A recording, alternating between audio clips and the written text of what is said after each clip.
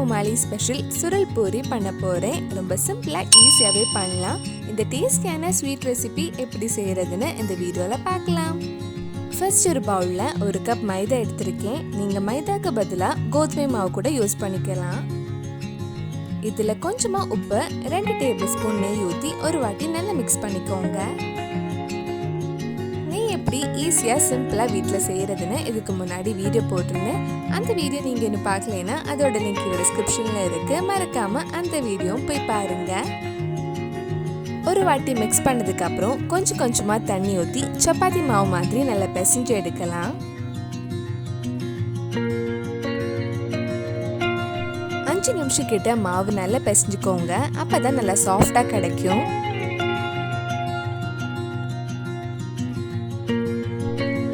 மாவு நல்லா பிசைஞ்சு சாஃப்ட் ஆயிடுச்சு. இனி இதுக்கு மேல கொஞ்சம் நெய் இல்லைன்னா எண்ணெய் தடவி ஒரு 30 நிமிஷம் அப்படியே மூடி வச்சிருங்க. அடுத்தது சுகர் சிரப் ரெடி பண்ணலாம். அதுக்கு 1 கப் சுகர், 3/4 கப் தண்ணி எடுத்திருக்கேன். இதுக்கு சுகர் சிரப் ஒரு கம்பி பதம் வரணும்னு அவசியம் இல்லை. சுகர் மெல்ட் ஆகி ஒரு 5 நிமிஷம் நல்லா கொதிக்க விடலாம். சுகர் சிரப் கொஞ்சம் திக்கானாலே போதும்.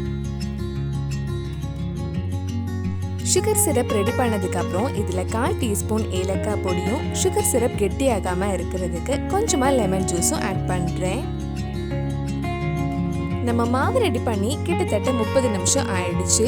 இந்த மாவை நாளா பிரிச்சு வச்சிருக்கேன். கொஞ்சம் மைதா மாவு மேல போட்டதுக்கு அப்புறம் நம்ம சப்பாத்தி ஷேப்ல பரத்தி எடுக்கலாம்.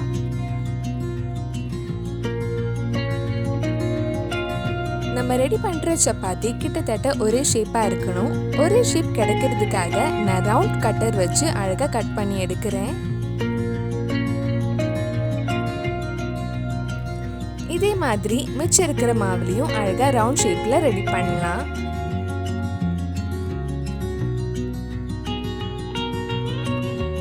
நம்ம சேனல்ல இதுக்கு முன்னாடி நிறைய குக் வித் கோமாளி ரெசிபிஸ் பண்ணியிருக்கேன். அந்த வீடியோஸோட லிங்கும் கீழே டிஸ்கிரிப்ஷன்ல கொடுத்துருக்கேன். மறக்காம அந்த ரெசிபிஸும் போய் பாருங்க.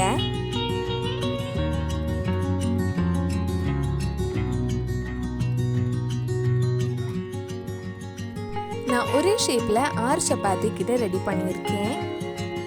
ஃபர்ஸ்ட் ஒன்று எடுத்துட்டு அதுக்கு மேல நெய் தடவி கொஞ்சம் மைதா போடலாம்.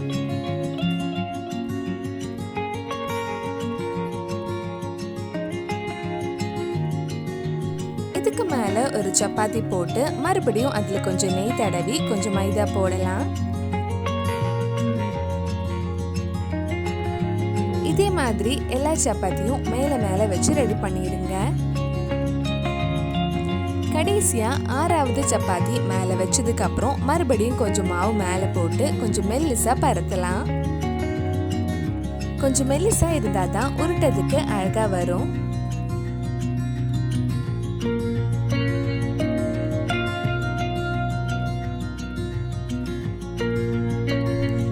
மாதிரி மெல்லிசா நீளமா பரத்தினதுக்கு அப்புறம் எவ்வளவு குட்டியா முடியுமோ அவ்வளவு குட்டியா அழகா ரோல் பண்ணி எடுத்துக்கோங்க.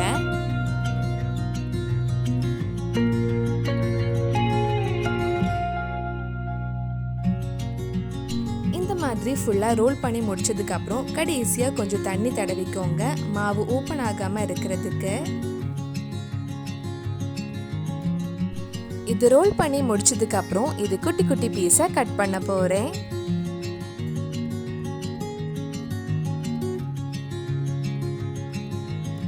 கட் பண்ணி முடிச்சதுக்கு அப்புறம் நல்ல ஷேப் கிடைக்கிறதுக்காக ஒன்று எடுத்து இந்த மாதிரி லைட்டா பிரஸ் பண்ணி விட்டுக்கோங்க.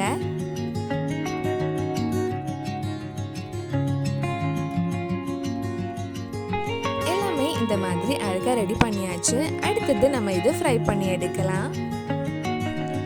ஃப்ரை பண்றதுக்கு ஒரு கடாயில எண்ணெய் சூடு பண்ண வச்சிருக்கேன். எண்ணெய் சூடானதும் நம்ம கொஞ்சம் கொஞ்சமா ஃப்ரை பண்ணி எடுக்கலாம். ஃப்ரை பண்ணும்போது ரொம்ப ஹை ஃப்ளேம்ல வைக்க கூடாது. ஹை ஃப்ளேம்ல வச்சா சீக்கிரம் கருகிடும். லோ டு மீடியம் ஃப்ளேம்ல வச்சாதான் உள்ள நல்லா வேகும். எண்ணெய் சூடானதும் லோ டு மீடியம் ஃப்ளேம்லயே ஃப்ரை பண்ணுங்க. இந்த மாதிரி நல்ல கிறிஸ்பியா கோல்டன் கலர் ஆனதும் நம்ம எடுத்து சுகர் சிரப்ல போட்டுடலாம். சுகர் சிரப் கொஞ்சம் சூடாக இருக்கணும். சுகர் சிரப் முன்னாடியே ரெடி பண்ணி ஆறிடுச்சுன்னா லைட்டாக சூடு பண்ணிக்கோங்க. இதே மாதிரி மிச்சம் இருக்கிறதும் அழகாக ஃப்ரை பண்ணி நம்ம சுகர் சிரப்பில் போடலாம்.